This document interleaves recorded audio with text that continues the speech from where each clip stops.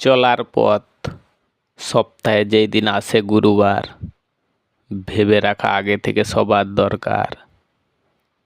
এই দিনে সবাইকে অভ্যাস করতে হয় ভোর ভোর উঠার। আগে পরিষ্কার করতে হয় বাইরে যাবার সেই একটি দরজার। সবার ঘর তাহলে কীরকম করা দরকার?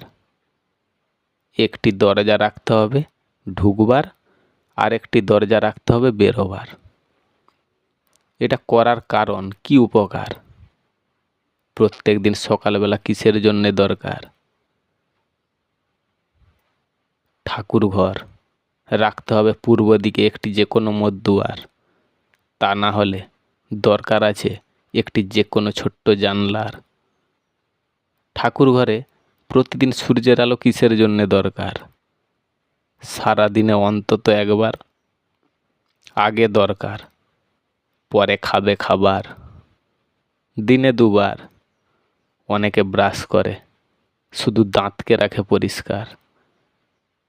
একটু সময় সব দিন সবার রাখা দরকার। প্রত্যেক দিন সকালবেলা ও সন্ধ্যাবেলা ভগবানকে সেবা করার। এই অভ্যাস প্রত্যেকটি মেয়ের থাকা দরকার। ভগবানকে সেবা করলে সবার কি উপকার? গ্রীষ্মকাল, গায়ে প্রচুর জ্বর, তখন দরকার গরম শরীরকে ভালো করে গরম রাখার।